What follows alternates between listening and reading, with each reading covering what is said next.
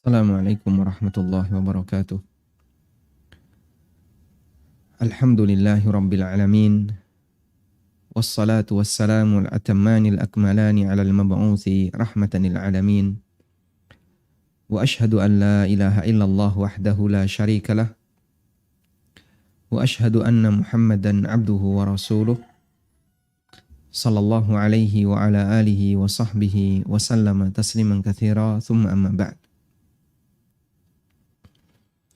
Alhamdulillah, puji syukur kita haturkan kehadiran Allah Azza wa Jal. Di pagi hari ini, kembali kita akan membaca buku tafsir salat. Dan insya Allah kita memasuki satu bab baru, yaitu fikih dan tafsir untuk bacaan amin. Bacaan amin ini di luar dari Al-Fatihah. Sehingga kalau ada orang yang membaca Al-Fatihah tanpa membaca amin, baik di dalam salat maupun di luar salat, apakah Fatihahnya batal? Jawabannya tidak batal. Karena amin dengan Al-Fatihah ini dua bacaan yang berbeda. Al-Fatihah surat tersendiri yang kita baca dalam salat dan itu merupakan rukun salat. Sedangkan amin bacaan tersendiri yang itu di luar dari Al-Fatihah. Setelah membaca Al-Fatihah ketika salat, Anda bisa perhatikan di buku. Bagi yang memiliki buku silahkan dibuka di halaman 107. Setelah membaca Al-Fatihah ketika salat, baik imam, makmum, maupun orang yang salat sendirian disyariatkan untuk membaca amin. Saya menggunakan istilah disyariatkan. Disyariatkan itu artinya bisa jadi wajib, bisa jadi sunnah. Karena kata disyariatkan artinya diperintahkan oleh syariat, baik perintah wajib maupun perintah sunnah. Karena bacaan amin merupakan sebab terkabulnya doa yang terkandung dalam surat Al-Fatihah. Nabi SAW bersabda, "Wa idza qala ghairil maghdubi 'alaihim waladdallin faqulu amin yujibkumullah." Setelah imam membaca ghairil maghdubi 'alaihim waladdallin, maka ucapkanlah amin. Niscaya Allah akan mengabulkan permohonanmu. Hadis riwayat Ahmad, Muslim dan yang lainnya. Sehingga doa yang kita baca dalam salat, yang itu merupakan doa Masya Allah, memohon petunjuk dari Allah untuk bisa membersamai para nabi, yaitu jalan orang-orang yang diberi nikmat. Ihdinas siratal mustaqim, siratal ladzina an'amta alaihim. Tunjukkanlah kami ke jalan yang lurus, yaitu jalan orang-orang yang telah Engkau beri nikmat ya Allah. Yang mereka sudah pernah kita sampaikan, seperti yang Allah singgung di surat An-Nisa, "Wa may yuti'illaha war rasula fa ulaika ma'al ladzina an'ama Allahu 'alaihim minan nabiyyin was-siddiqin wasyuhada was-salihin wa hasuna ulaika rafiqa." Orang yang mentaati Allah dan Rasulnya, maka mereka akan bersama orang-orang yang diberi nikmat oleh Allah, yaitu para nabi, para siddiqun, syuhada dan orang-orang soleh. Sehingga ini doa yang luar biasa. Kita memohon kepada Allah agar nanti digabungkan bersama orang-orang soleh pendahulu kita. Baik para nabi, siddiqun, syuhada maupun orang-orang soleh sebelumnya. Atau orang-orang soleh sebelum kita. Faqulu amin, maka ucapkanlah amin. Yujibkum Allah subhanahu wa ta'ala. Yujibkumullah, Allah subhanahu wa ta'ala akan mengabulkan permohonanmu. Selain hadis di atas, ada beberapa keutamaan bacaan amin. Yang lainnya, di antaranya, yang pertama, amin satu kata pelebur dosa. Rasulullah sallallahu alaihi wasallam bersabda, "Idza ammana al-imamu fa amminu fa innahu man wafaqa ta'minuhu ta'minal malaikah ghufira lahu ma taqaddama min dhanbi. Apabila imam membaca amin, fa aminu, maka bacalah amin. Fa innahu man wafaqa ta'minuhu ta'minal malaikah. Siapa yang bacaan aminnya bersamaan dengan bacaan amin para malaikat, ghufira lahu ma taqaddama min dzambih, maka dosa-dosanya yang telah lewat akan diampuni oleh Allah. Subhanallah. Hanya dengan bermodal satu kata, tapi kita bisa mendapatkan keutamaan yang luar biasa. Yaitu dosa-dosa kita diampuni oleh Allah Subhanahu wa taala apabila bacaan amin kita bersamaan dengan bacaan aminnya para malaikat. Lalu kapan kita bisa membaca amin yang bersamaan dengan aminnya para malaikat? Padahal kita tentu tidak tahu kapan malaikat ini mengucapkan amin.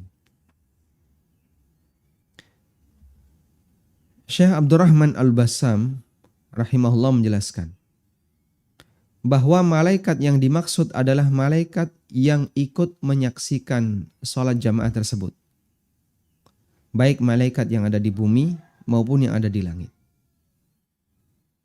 Sehingga mereka pun ikut mengucapkan amin sebagaimana orang yang sedang sholat. Sehingga waktunya kapan yang tepat, ikuti sebagaimana panduan yang diberikan Nabi SAW. Beliau mengatakan, wa idza qala ghairil maghdubi alaihim waladdallin, apabila imam selesai mengucapkan ghairil maghdubi alaihim waladdallin, faqulu amin, maka ucapkanlah amin. Berarti waktu mengucapkan amin adalah pasca imam atau selesai imam mengucapkan waladdallin. Maka makmum langsung menyambut dengan bacaan amin. Sebagaimana ini yang sudah kita praktekkan sehari-hari. Jika kita melakukan itu ada harapan besar Allah Subhanahu wa taala akan mengampuni dosa-dosa kita. Semoga amin kita bersamaan dengan aminnya para malaikat. Yang kedua, amin hanya ada pada syariat Nabi Muhammad sallallahu alaihi wasallam. Sedangkan syariat sebelum kita, mereka tidak melakukan amin selain yang dilakukan oleh Musa alaihi salatu wassalam bersama Harun. Nabi Muhammad sallallahu alaihi wasallam bersabda, "Ma hasadatkumul yahud. Ma hasadatkumul yahudu ala syai'in. Ma hasadatkum ala salami wat ta'min." Tidak ada perbuatan yang membuat Yahudi semakin hasad. Di sini ada yang salah cetak ya. Tertulis apa itu? Hasan ya. Yang betul hasad. Tidak ada perbuatan yang membuat Yahudi semakin hasad kepada kalian. Karena sebenarnya Yahudi itu sudah punya hasad kepada kaum muslimin. Dan dia semakin hasad kepada kaum muslimin dalam kondisi tertentu. Terutama adalah kondisi salam dan amin. Tidak ada yang membuat Yahudi semakin hasad kepada kalian selain salam dan ucapan amin.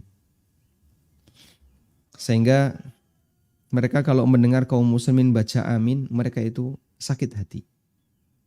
Melihat bagaimana kaum muslimin itu kompak, bagaimana kaum muslimin itu satu iya satu kata. Saat mereka mengucapkan amin begitu imam selesai membaca Al-Fatihah. Imam Al-Qurtubi rahimahullah menjelaskan, kalimatu amin lam takun qablana illa li Musa wa Harun alaihimas salatu wassalam. Kalimat amin belum ada pada umat sebelum kita kecuali yang dilakukan oleh Musa dan Harun. Kemudian beliau menyebutkan dalilnya yaitu firman Allah Ta'ala di surat Yunus ayat 88-89 yang menceritakan tentang doanya Musa alaihissalatu wassalam untuk kebinasaan Fir'aun. Musa mengucapkan Wa qala Musa rabbana innaka ataita fir'auna zinata wa amwala. Musa mengatakan, ya Allah, engkau telah memberikan kepada Fir'aun berbagai macam perhiasan dan harta. Liyudillu an sabilik. Sehingga dengan sebab itu dia sesat dari jalanmu.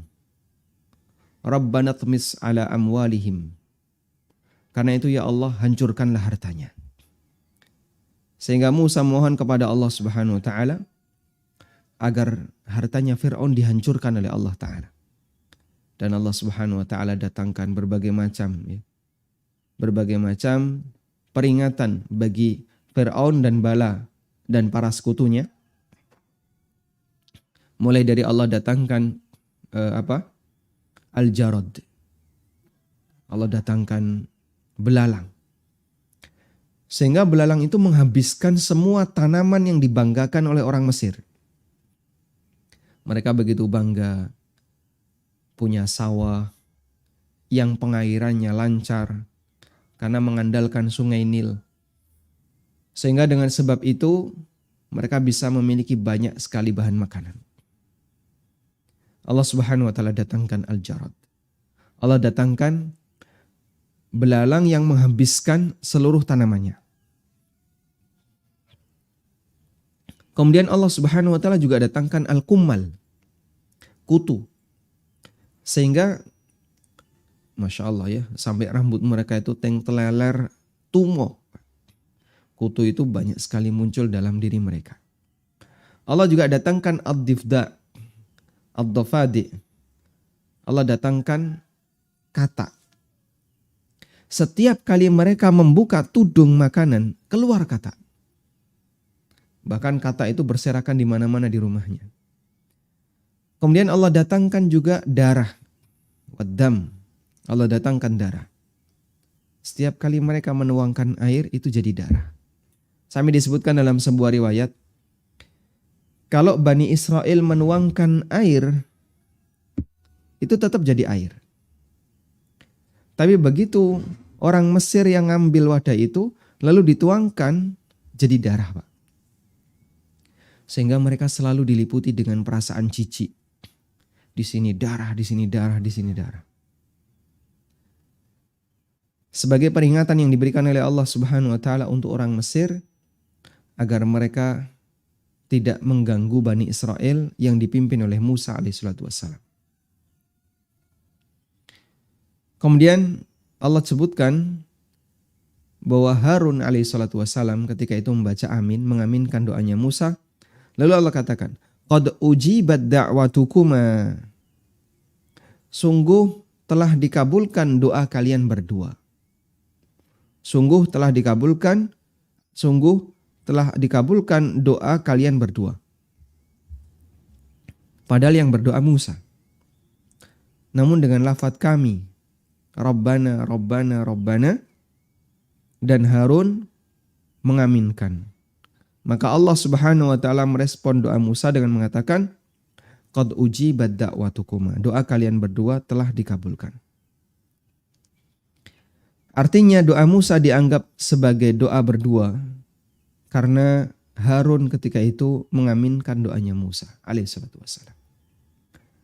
Sehingga di sini dalil bahasanya Harun telah membaca amin. Tapi Pak, kita perhatikan orang-orang Nasrani kalau berdoa baca apa? Amin. Amin apa amin? Amin. Ya. Mereka baca amin. Orang-orang bule, orang-orang barat kalau berdoa mereka juga baca amin. Berarti kan amin ada dalam ajaran Nasrani. Jawabannya mereka ikut-ikutan kaum muslimin. Sehingga mereka membaca amin sebagaimana kaum muslimin baca amin. Ya, cuman kan ada sedikit imalah amin, amin ya. Ya karena semua Inggris ya. Namun asal usulnya ini berasal dari syariat Nabi Muhammad sallallahu alaihi wasallam. Di mana bacaan amin itu tidak ada pada umat sebelum Nabi Muhammad sallallahu alaihi wasallam. Sehingga mereka hasad ketika kaum muslimin melakukannya, akhirnya mereka ikut-ikutan. Baik, tadi kita sudah singgung bahasanya bacaan amin itu disyariatkan. Lalu apa status hukumnya? Apakah wajib, ataukah mustahab, ataukah anjuran? Di sini saya cantumkan di halaman 109, hukum bacaan amin. Banyak ulama dari madhab Syafi'iyah dan Hambali yang menegaskan bahwa bacaan amin seusai membaca Al-Fatihah hukumnya anjuran dan tidak wajib. Sehingga bisa kita katakan di sini bahwa menurut jumhur bacaan amin itu sifatnya anjuran dan tidak wajib. Kita bacakan beberapa keterangan mereka. Saya bacakan terjemahannya saja. Pertama, keterangan Ibnu Katsir dalam tafsirnya. Dianjurkan bagi orang yang membaca Al-Fatihah untuk mengucapkan amin. Kalimat Ibnu Katsir yustahabbu. Kalimatnya yustahabbu dan yustahabbu artinya dianjurkan. Beliau tidak mengatakan yushra'u tapi yustahabbu, dianjurkan. Dianjurkan bagi orang yang membaca Al-Fatihah untuk mengucapkan amin setelahnya. Para ulama qala ashabuna, para ulama madhab kami, karena Ibnu Katsir bermadhab Syafi'i. Qala ashabuna, para ulama madhab kami, maksudnya adalah para ulama Syafi'iyah. Wa ghairuhum, dan ulama yang lainnya, mereka mengatakan wa yustahabbu dzalika liman huwa kharijus shalah. Dianjurkan untuk membaca amin bagi orang yang baca Al-Fatihah di luar salat. Sehingga anjuran amin itu tidak hanya ketika apa? Salat. Juga dianjurkan seusai membaca Al-Fatihah di luar salat. Wa yata'akkadu fi haqqil musalli. Namun lebih ditekankan lagi bagi orang yang melaksanakan salat. Baik salat munfarid atau dia jadi imam atau dia jadi makmum fi jami'il ahwal, dalam semua keadaan salat. Artinya mau salat A, salat B, salat C, kalau kita membaca Al-Fatihah maka dianjurkan baca amin. Sehingga kalau ada orang yang bertanya, kita kalau salat jenazah baca Fatihah enggak? Baca. Al-Fatihah di salat jenazah itu dibaca di rakaat yang keberapa? Coba lihat komentar para pemirsa. Al-Fatihah di salat jenazah itu dibaca pada rakaat yang keberapa? Ada pemirsa yang komen enggak? Belum, delay ya. Nah, Al-Fatihah di salat jenazah dibaca pada rakaat yang tidak ada rakaatnya. Kenapa salat jenazah enggak ada ruku? Sehingga Al-Fatihah ketika sholat jenazah dibaca di takbir pertama. Masya Allah ya. Karena saya pernah tanya kepada jamaah, sholat jenazah berapa rakaat? 4. Masya Allah. Itu sholat duhur atau asar. Kalau sholat jenazah nggak ada rakaatnya. Kenapa? Karena tidak ada ruku. Sehingga yang tepat adalah bahwa bacaan Al-Fatihah di salat jenazah dibaca di takbir yang pertama. Allahu Akbar, lalu kita membaca Al-Fatihah. Nah, apakah disyariatkan untuk baca amin? Jawabannya betul. Karena jenazah, salat jenazah juga salat. Meskipun tidak ada ruku, tidak ada sujud. Dan Nabi SAW menyebutnya sebagai salat. Maka salat jenazah ketika kita membaca Al-Fatihah juga disyariatkan untuk membaca amin. Selanjutnya kita beralih kepada keterangan Ibnu Qudamah. Beliau ulama Hambali, kata beliau, fa idza qala waladdallin qala amin. Wa jumlatuhu anna at-ta'mina inda faraghil Fatihati sunnatun lil imami wal ma'mum. Ketika imam selesai baca waladdallin, maka ucapkan amin. Kesimpulannya bahwa membaca amin seusai membaca Al-Fatihah hukumnya sunnah, baik bagi imam maupun makmum. Dan kami tegaskan sekali lagi di sini bahwa imam juga dianjurkan membaca amin sebagaimana makmum. Sehingga bacaan amin itu berlaku bagi imam, makmum, dan munfarid, orang yang sholat sendirian. Kecuali menurut pendapat Malikiyah. Menurut mereka imam tidak dianjurkan baca amin. Hanya makmum yang dianjurkan untuk baca amin. Namun pendapat ini, ya, pendapat Malikiyah ini adalah pendapat yang lemah karena Nabi SAW menganjurkan imam untuk baca amin. Beliau SAW bersabda, "Idza ammanal imamu fa'amminu." Apabila imam membaca amin, maka ucapkanlah amin. Hadis riwayat Bukhari Muslim. Dan di sana ada sebagian ulama yang mengatakan bahwa makmum wajib baca amin.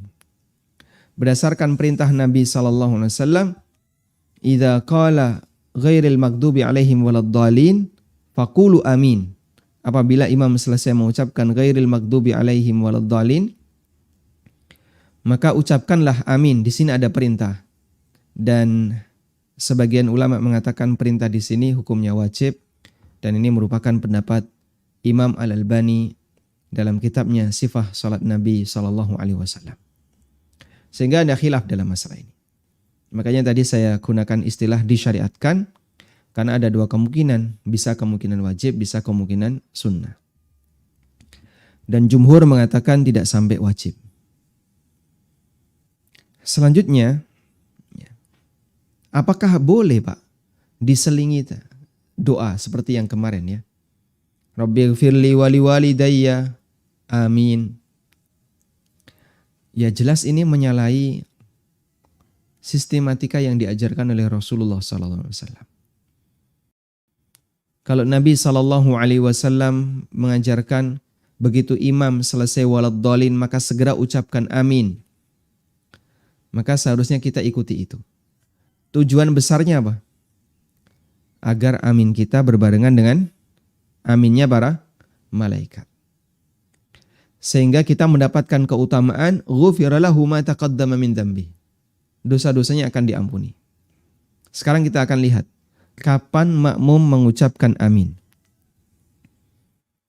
Ada dua pendapat ulama dalam masalah ini. Yang pertama, makmum membaca amin seusai imam baca amin. Pendapat ini berdasarkan hadis idza ammanal imamu fa'amminu. Apabila imam membaca amin, maka bacalah amin. Hadis riwayat Bukhari Muslim. Berarti bacaan aminnya makmum itu persis seusai bacaan aminnya apa? Imam. Sehingga imam membaca ghairil maghdubi alaihim waladdallin. Amin. Langsung makmum baru amin. Dan saya pernah berada di masjid seperti ini ya. Untuk pertama kalinya. Waktu itu di Kalimantan. Saya ingat saya di Banjarmasin. Pada waktu imam selesai baca amin, pada waktu imam selesai baca waladdallin, saya langsung baca amin, tapi sendirian. Loh, kok kanan kiri nggak ada yang baca amin? Nah, ternyata begitu imam selesai amin, mereka baru baca amin. Wah, saya kecepatan aminnya. Karena kita mengikuti pendapat yang kedua. Ya. Baik. Yang kedua, makmum membaca amin seusai imam membaca waladdallin. Dan ini merupakan pendapat Syafi'iyah, Hambali, dan beberapa ulama yang lainnya. Saya nukilkan keterangan An-Nawawi. Beliau menukil keterangan Imamul Haramain Al-Juwaini rahimahullah. Kata beliau, kana syaikhi, dulu guruku, yaqul, mengatakan, la yustahabbu muqaranatul imami fi syai'in illa fi hadha. Tidak dianjurkan bagi makmum untuk membarengi imam dalam ucapan dan gerakan selain dalam bacaan ini. Maksudnya adalah dalam bacaan amin. Maksudnya dalam bacaan amin. Pendapat ini berdalil dengan hadis dari Abu Musa al-Ash'ari radhiyallahu anhu, di mana Nabi SAW bersabda, "Wa idza qala ghairil maghdubi 'alaihim waladdallin faqulu amin yujibkumullah." Setelah imam selesai membaca ghairil maghdubi 'alaihim waladdallin, maka ucapkanlah amin, yujibkumullah, niscaya Allah akan mengijabai doa kalian. Allah akan mengabulkan permohonanmu. Dan insya Allah pendapat inilah yang lebih mendekati, yaitu pendapat yang kedua, bahwa makmum membaca amin setelah imam usai membaca waladdallin. Sebagaimana ini yang dijelaskan, ini dengan jelas ditunjukkan dalam hadis Abu Musa al-Ash'ari radhiyallahu anhu. Ibnu Qudamah mengatakan, maudhi'u ta'minihim wa huwa aqibi qaulil imam waladdallin li'annahu maudhi'u ta'minil imam liyakuna ta'minul imami wal ma'mumin fi waqtin wahid muwafiqan li ta'minil malaikah. Kata Ibnu Qudamah, waktu makmum membaca amin adalah setelah imam mengucapkan waladdallin. Karena ini juga waktu amin bagi imam. Sehingga bacaan amin imam dan makmum dilakukan dalam waktu yang sama, bertepatan dengan aminnya malaikat. Masya Allah. Karena kalau aminnya makmum setelah aminnya imam, berarti nanti aminnya makmum pasti beda dengan aminnya imam.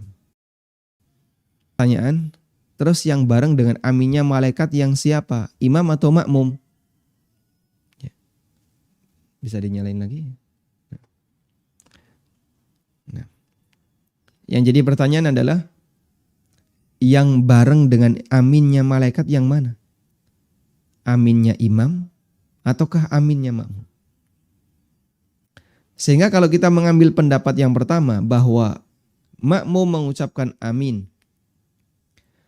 setelah imam mengucapkan amin, berarti pasti bacaan aminnya imam dan makmum nggak bakalan pernah seragam. Nah terus yang jadi pertanyaan, ini yang barengi aminnya malaikat yang mana? Imam atau makmum? Andaikan yang barengi aminnya malaikat adalah makmum, berarti imam tidak punya kesempatan doanya, tidak punya kesempatan dosanya diampuni oleh Allah Subhanahu wa taala.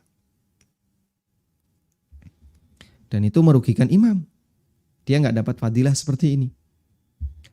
Sebaliknya, kalau yang bertepatan dengan aminnya malaikat adalah aminnya imam, maka makmum yang sekian banyak itu jumlahnya, dia tidak mendapatkan kesempatan untuk mendapatkan fadilah ampunan dosa.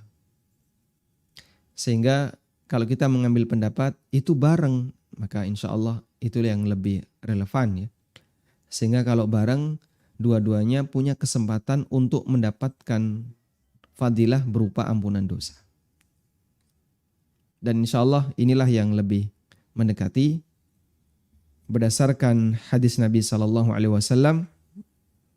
faman wafaqa ta'minuhu ta'minal malaikah ghufira lahu ma taqaddama min dzambi.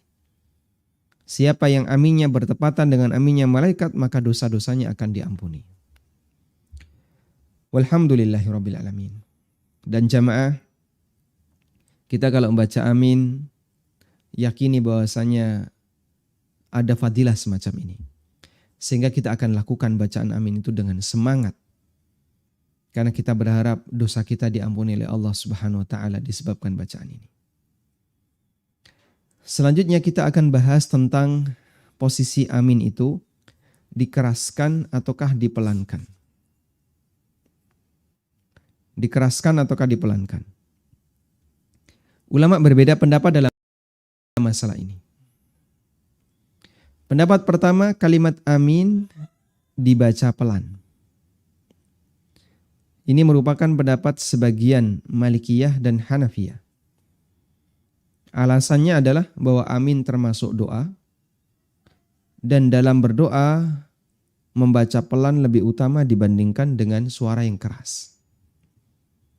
Karena Allah Subhanahu wa taala memerintahkan agar kita ketika berdoa itu tidak boleh dengan suara keras.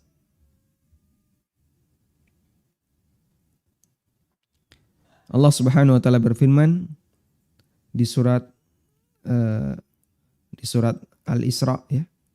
Wala tajhar bi salatika wala tukhafid biha wabtaghi baina dzalika sabila. Jangan kau keraskan salatmu, maksudnya adalah doamu. Wala tukhafid biha, dan juga jangan pula terlalu pelan. Wabtaghi baina dzalika sabila, dan lakukan pertengahan di antara itu. Dalam ayat yang lain Allah Subhanahu wa taala mengatakan ya, bahwa kita tidak boleh untuk mengeraskan doa. Innallaha la yuhibbul mu'tadin, karena sesungguhnya Allah taala tidak menyukai orang yang melampaui batas. Ada di surat Al-A'raf ayat 55. Ud'u rabbakum tadarruan wa khufyah innahu la yuhibbul mu'tadin. Berdoalah kepada Rabb kalian diiringi dengan tadarru, merendahkan diri, wa khufyah, dan disertai dengan perasaan takut. Innahu la yuhibbul mu'tadin, sesungguhnya Allah tidak menyukai orang yang melampaui batas. Yaitu berdoa sambil teriak-teriak gitu ya. Karena yang kita panggil adalah Zat yang Maha mendengar. Yang kedua, kalimat amin dibaca keras. Ini merupakan pendapat jumhur ulama, merupakan pendapat Imam Malik, Imam Asy-Syafi'i, Imam Ahmad, dan yang lainnya. Dan pendapat yang kedua ini lebih kuat berdasarkan hadis dari Wa'il bin Hujr radhiyallahu anhu. Beliau menceritakan, "Shallaitu khalfa Rasulillahi sallallahu alaihi wasallam. Falamma iftataha as-salata kabbara wa rafa'a yadayhi hatta hadata udhunayhi." Aku salat di belakang Nabi sallallahu alaihi wasallam. Ketika beliau memulai salat, beliau bertakbir dan mengangkat kedua tangannya setinggi telinganya. Tsumma yaqra'u bi Fatihatil Kitab, lalu beliau membaca surat Al-Fatihah.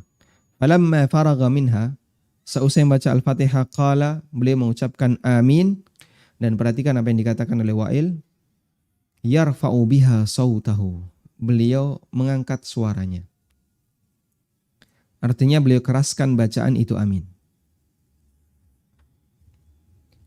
Nabi SAW juga memanjangkan amin, sehingga beliau keraskan dan beliau panjangkan. Terdapat banyak riwayat ya, dari para salaf bahwa mereka terbiasa mengeraskan bacaan amin hatta sampai masjid itu bergetar dengan kerasnya suara amin. Sehingga bacaan amin dikeraskan dan dipanjangkan. Dikeraskan dan dipanjangkan. Amin. Dikeraskan dan dipanjangkan. Sebagaimana praktek itu dilakukan oleh Rasulullah sallallahu alaihi wasallam. Walhamdulillahirabbil alamin. Baik. Selanjutnya tentang masalah cara baca amin dan baca amin yang salah. Insyaallah akan kita singgung di pertemuan berikutnya agar bisa lebih lengkap.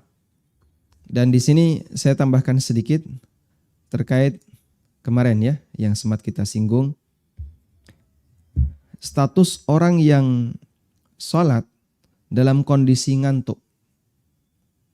Ada keterangan Al-Iraqi dalam kitabnya Tarhut Tathrib ketika memberikan syarah terhadap hadis bahwa kita dilarang untuk sholat dalam kondisi ngantuk. Beliau mengatakan,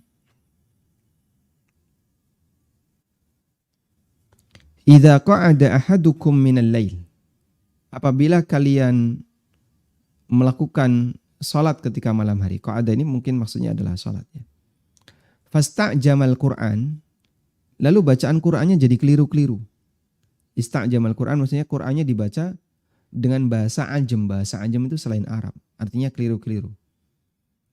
Fastajamal Qur'anu ala lisanihi, sehingga Al-Quran itu dibaca keliru-keliru.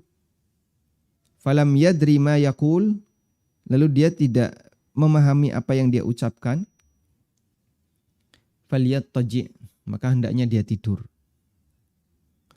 Qala walidi, ayahku mengatakan rahimahullah, zawahirul hadits taqtadi wujuba dzalika, yakni al-ittija'.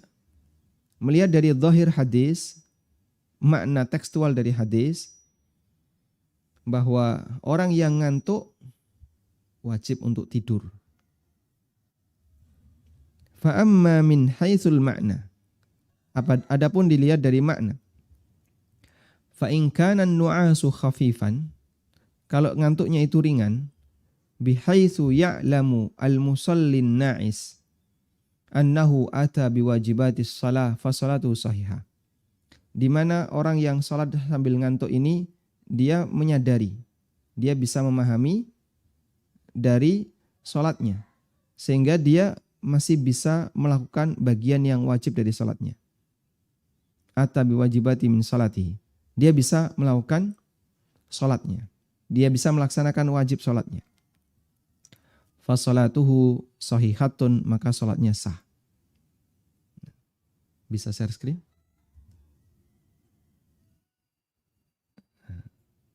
Belum?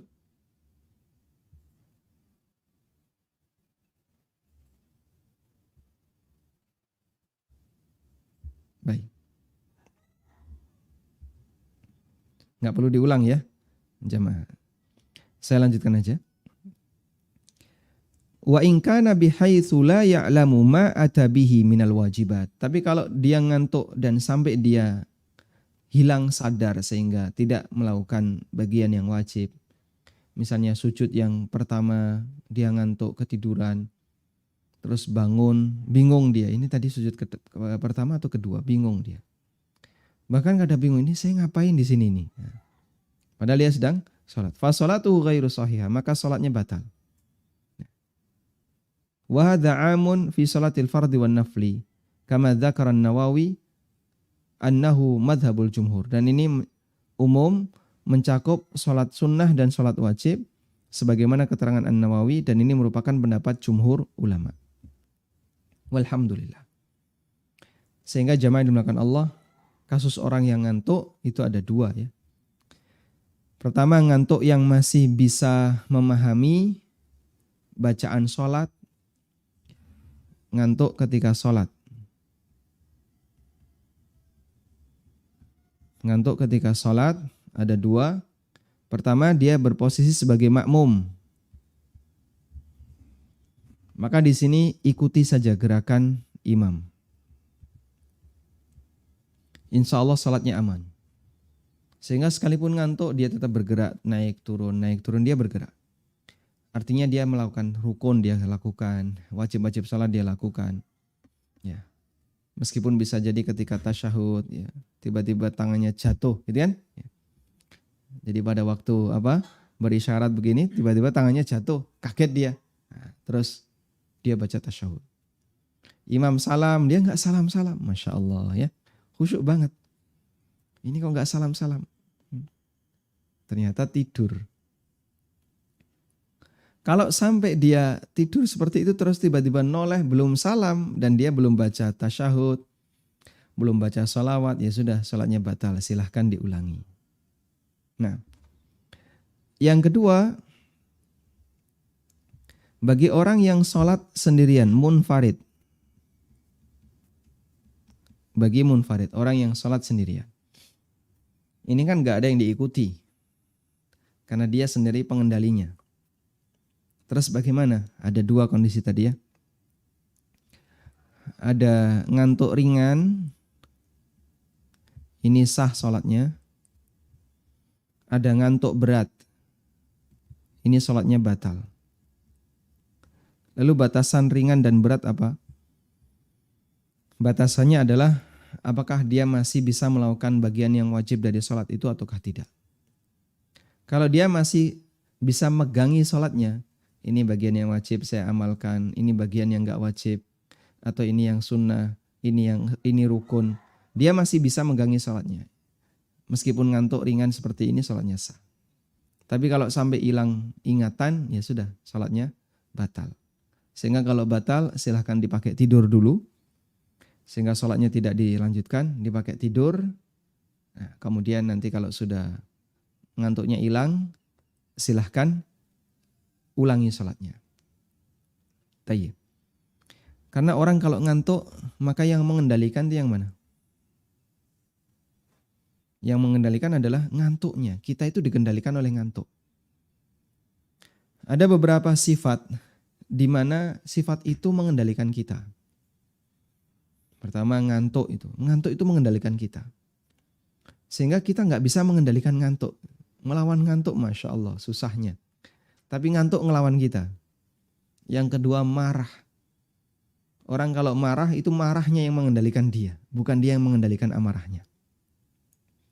Makanya Allah katakan ketika Musa marah, ya,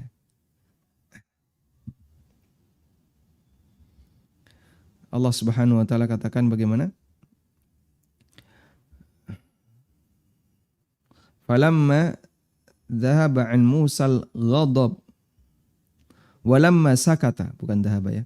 Walamma sakata an Musal ghadabu.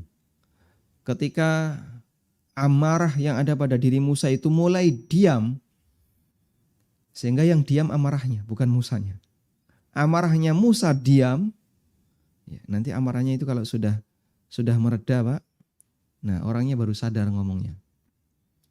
Karena orang kalau lagi marah, ngomongnya kadang ngelantur. Makanya orang yang lagi marah jangan diajak omong. Ya. Itu lagi marah, jangan diajak omong. Karena kalau dia diajak ngomong, ngawur nanti ngomongnya. Sama juga orang yang ngantuk. Orang yang ngantuk jangan diajak ngomong. Ngantuk ditakoni. Ya. Jadinya ngelantur jawabannya. Masya Allah. Wallahu ta'ala alam. Wa sallallahu ala nabiyyina Muhammadin wa ala alihi wa sahbihi wa sallam. Donasi pembangunan Madinah Islamic Primary School Unit Kerajaan Yayasan Amal Abadi Indonesia Ustadz Aminur Bait STBA Hafizahullah saat ini tengah membangun gedung sekolah dasar Tahfizul Quran Madinah Islamic Primary School atau STTQ MIPS Unit Kerajaan. Gedung ini dibangun di atas tanah seluas 646 meter persegi. Perkiraan biaya untuk pembangunan tahap pertama mencapai 2,6 miliar rupiah. Salurkan donasi Anda untuk pembangunan STTQ MIPS melalui rekening atas nama Yayasan Amal Abadi Indonesia. Bank rekening 7441049999. Konfirmasi dan info donasi hubungi 082 12345 7441. Jazakumullahu khairan. من ذا الذي يقرض الله قرضا حسنا يضاعفه له وله أجر كريم.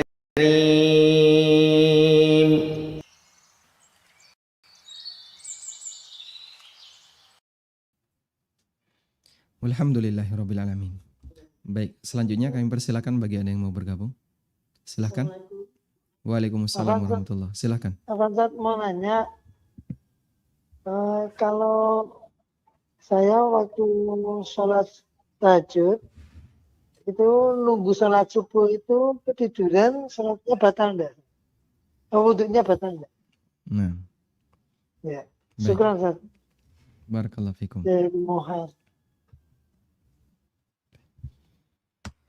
Apakah tidur itu membatalkan wudhu ataukah tidak? Ulama khilaf dalam masalah ini. Dan pendapat yang lebih rajih wallahu ta'ala alam. Ini pendapat yang dinilai lebih kuat oleh Syekhul Islam dan beberapa ulama yang lainnya. Tidur itu ada dua ya. Yang pertama adalah tidur yang ringan. Di mana ketika dia tidur itu masih bisa merasakan suasana di luar. Sehingga anaknya nangis, masih dengar. Ya. Istrinya masak kejeblosan minyak, tok. Nah, dia dengar. Wah, istri saya itu kejeblosan minyak. Ya, dia. kemudian ada suara-suara kanan kirinya, termasuk khatib berkhutbah, dia kadang dengar. Padahal dia ketika Jumatan itu Masya Allah posisi kepala sudah di bawah Pak. Saking ngantuknya. Tapi dia dengar khatib berkhutbah. Wahai kaum muslimin, dengarkanlah khutbah dengan baik, jangan tidur. Dia dengar padahal dia tidur. Maka tidur seperti ini tidak sampai membatalkan wudhu. Tidur ini tidak sampai membatalkan wudhu.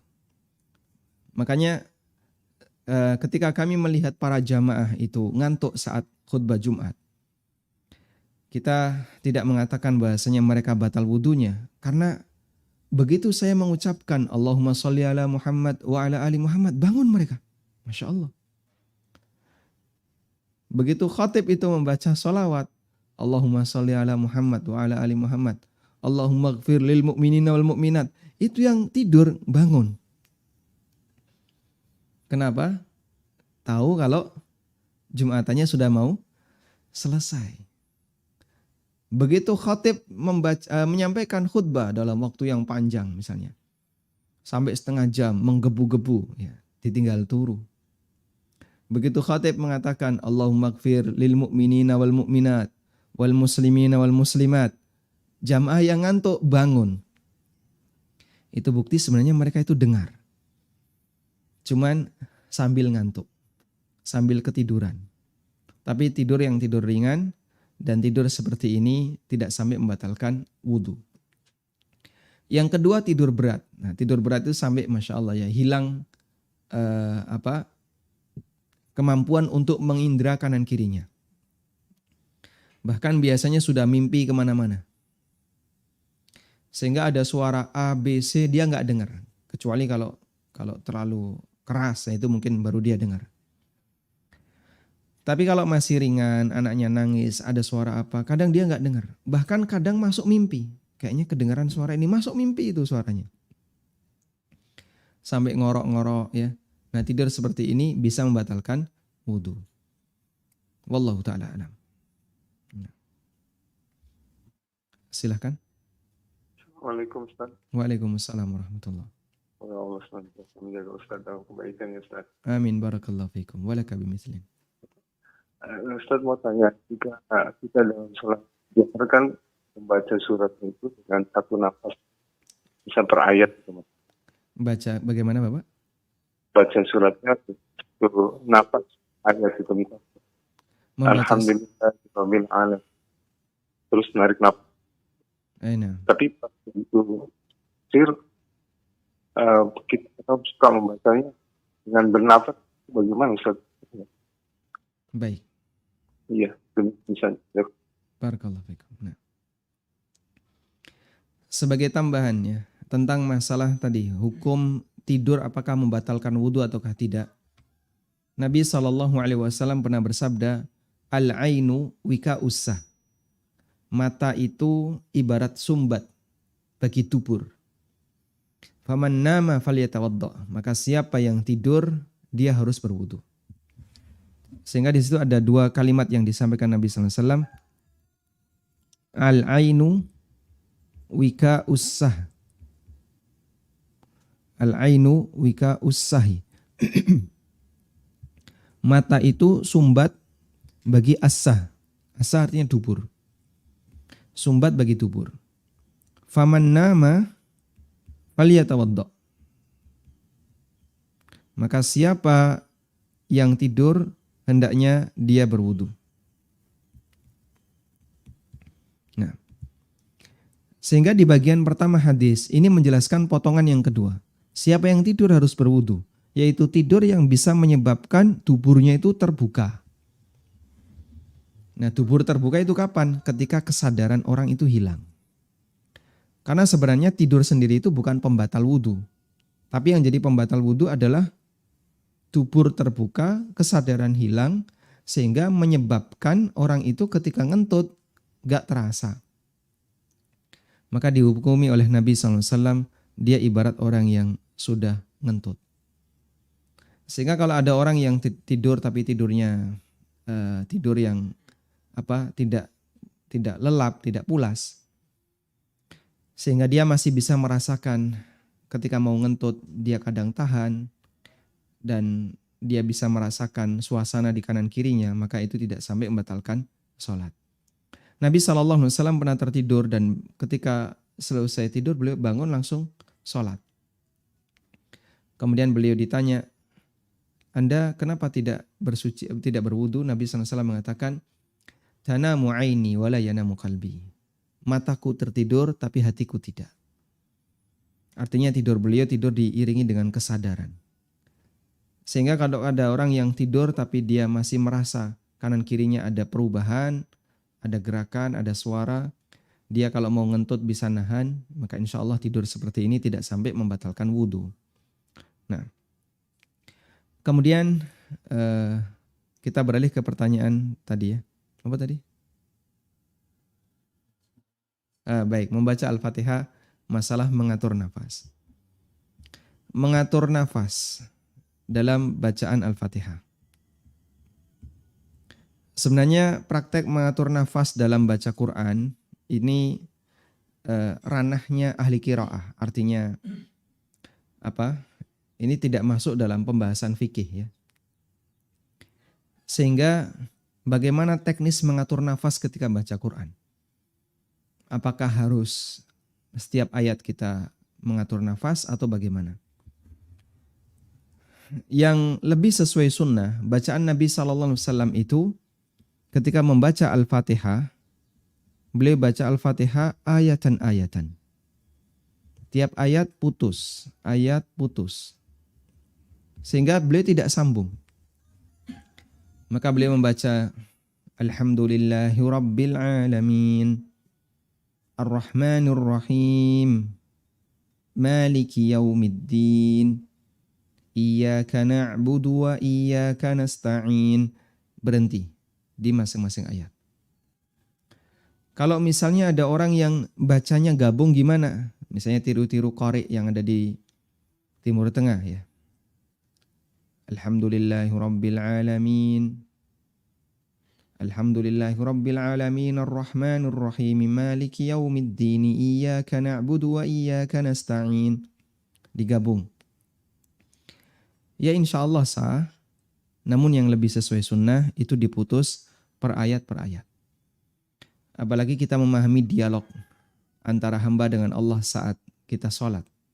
Setiap kita membaca ayat, direspon oleh Allah. Alhamdulillahi Rabbil Alamin. Allah kasih respon. Hamidani abdi. Ar-Rahmanir Rahim. Allah kasih respon. Athna alayya abdi. Maliki Yaumiddin. Allah kasih respon, majjadani abdi. Maka sangat bagus kalau kemudian kita baca Al-Fatihah itu putus-putus satu ayat. Tidak digabung. Ya. Meskipun kalau digabung selama tetap benar pengucapannya sah. Dalam arti Fatihahnya benar dan bacaan suratnya juga benar. Artinya status bacaan Fatihahnya sah. Meskipun kalau digabung sehingga tidak mengatur nafas. Wallahu a'lam. Assalamualaikum Ustaz. Waalaikumsalam warahmatullahi wabarakatuh. Bagaimana ucapan amin untuk jamaah wanita saat mengimami makromnya di rumah? Bolehkah dikeraskan? Jamaah wanita mengimami mahram. Maksudnya mahram? Yang imami wanita, makmumnya mahramnya. Siapa mahramnya? Karena mahram wanita berarti lelaki. Istilah mahram itu tidak akan berlaku kecuali lawan jenis ya. Sehingga tidak ada wanita mahram wanita, tidak ada. Lelaki mahram lelaki, itu tidak ada ya. Nah, misalnya mungkin bayangan saya adalah anaknya yang masih kecil. Yang masih SD, yang belum bisa untuk jadikan imam bagi ibunya ketika sholat. Lalu ibunya yang jadi imam. Saya masih ingat dulu waktu saya kecil ibu saya jadi imam. Saya jadi makmum. Yang seperti ini boleh nggak? Boleh. Terus bacaannya ibu gimana? Boleh nggak dikerasin? Jika dalam rangka untuk sekaligus mendidik anak, sehingga sang anak ini nanti bisa ngikuti dan ngerti bacaan ibunya, silahkan. Ya. sehingga anaknya ngerti kalau selesai baca waladdallin nanti baca amin. Anaknya ngerti bacaan Fatihah yang benar seperti ini. Insya Allah tidak masalah, sebagaimana praktek yang dilakukan oleh Ibnu Abbas radhiyallahu anhuma. Beliau pernah mengeraskan bacaan-bacaan sholat dalam rangka untuk ngajari makmum. Wallahu a'lam.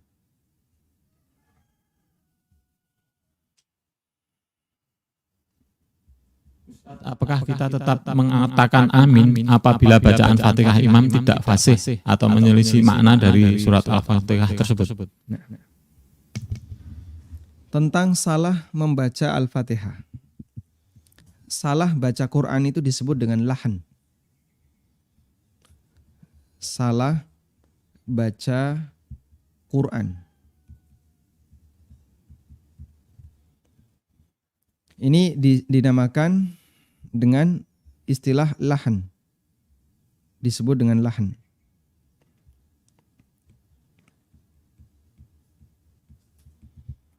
Nah, lahan itu ada dua. Ada lahan khafi. Ada lahan jali.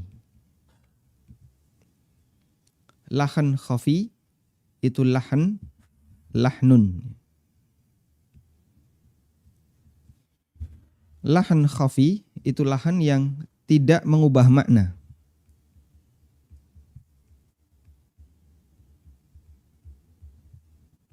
Tidak mengubah makna. Lahan khafi. Contohnya apa? Misalnya agak miring ya. Alhamdulillahirabbil alamin. Jadi min dibaca min, agak e. Ar-Rahmanir Rahim, agak e. Maliki yaumiddin. Ya. Dan saya menjumpai ada imam seperti itu. Dia kalau baca semu e. Maliki yaumiddin. Jadinya roto e. Ini insya Allah masih lahan khafi dan itu tidak sampai mengubah makna. Yang kedua adalah lahan jali. Lahan jali ini mengubah makna. Baik. Untuk lahan khafi tidak mempengaruhi keabsahan sholat. Baik terjadi pada Fatihah maupun surat setelah Fatihah. Ini gak ngefek gitu ya. Yang saya maksud gak ngefek, tidak mempengaruhi keabsahan. Artinya sholatnya tetap sah sekalipun terjadi lahan khafi. Yang kedua adalah lahan jali. Nah, lahan jali ini ada dua. Pertama, lahan jali pada bacaan surat pasca Fatihah. Pada bacaan surat setelah Al-Fatihah. Ini tidak mempengaruhi keabsahan sholat. Tidak pengaruh ke keabsahan.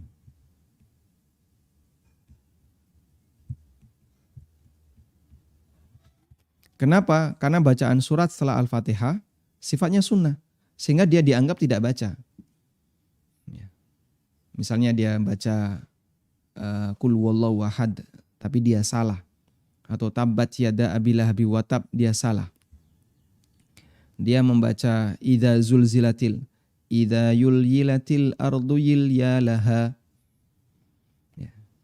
Zuhri dibaca yuhri. Salah satu kru ANB channel namanya Zuhri dipanggil yuhri. Ya. Kalau salah seperti ini tidak sampai dan itu ada di surat, insya Allah salatnya tetap sah. Yang kedua, lahan jali untuk surat Al-Fatihah. Sehingga dia bisa mengubah makna. Bagaimana status sholatnya? Ini ada dua keadaan. Ada dua keadaan. Bagi makmum, kita bicara untuk kondisi makmum ya.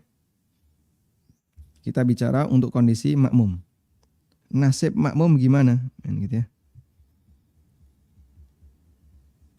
Nah, makmum di sini ada dua. Yang lebih pintar daripada imam. Makmum lebih pintar daripada imam.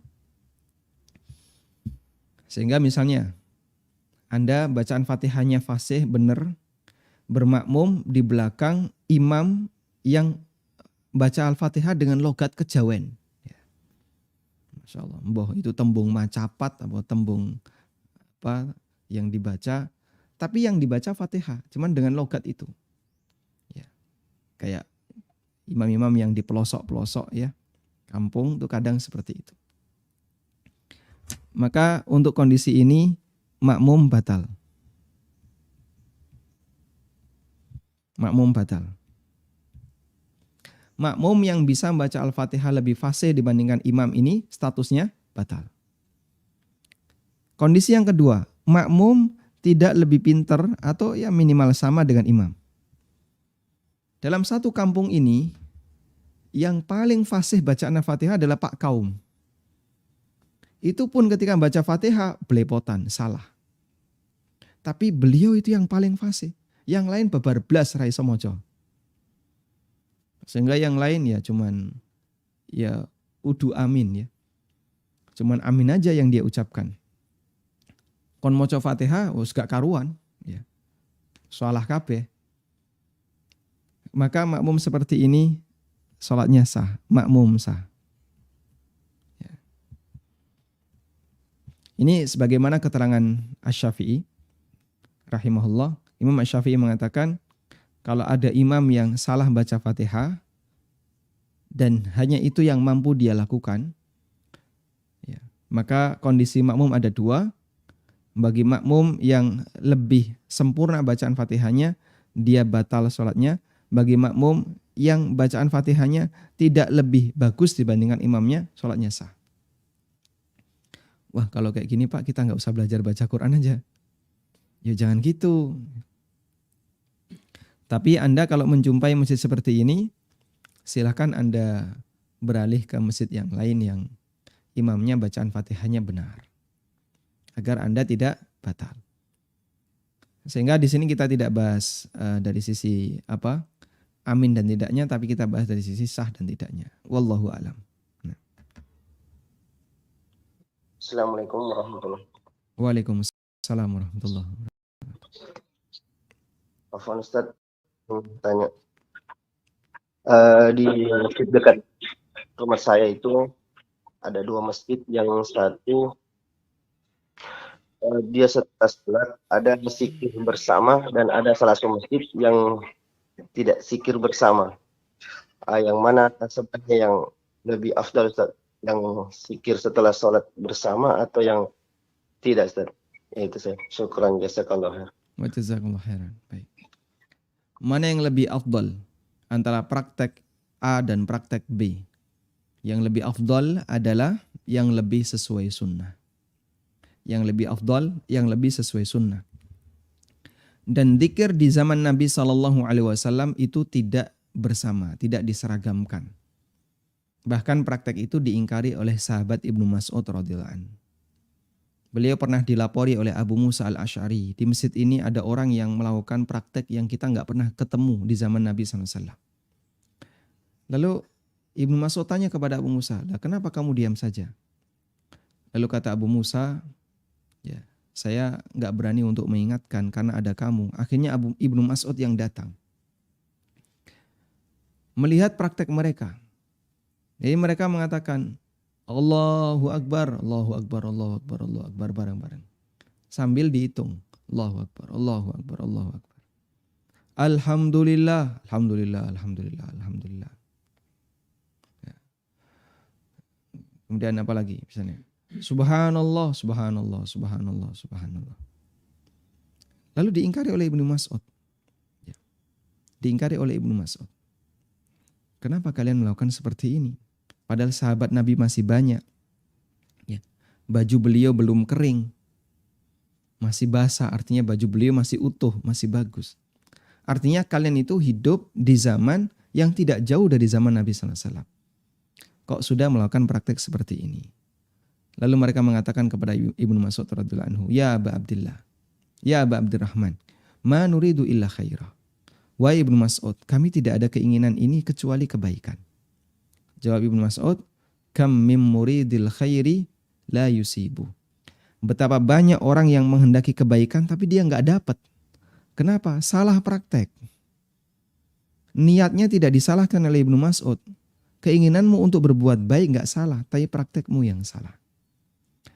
Dan dari riwayat ini menunjukkan bahwa zikir jama'i itu tidak disyariatkan. Karena itu yang lebih sesuai sunnah adalah tidak berjamaah, sehingga zikirnya sendiri-sendiri. Dan jangan ngasih komentar ya, itu masjid sana nggak zikir. Subhanallah. La tuzakku anfusakum, jangan merasa sok sendiri ya. Anda berzikir jama'i kelihatan zikirnya, walhamdulillah zikirnya kelihatan. Yang sana tidak zikir jama'i tapi mereka zikir. Dan bukan syarat untuk disebut zikir harus zikir jama'i.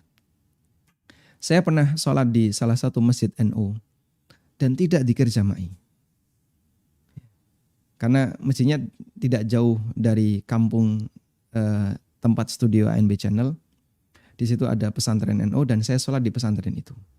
Di masjid itu. Selesai sholat nggak ada zikir jama'i. Wallahu alam, saya juga nggak tanya.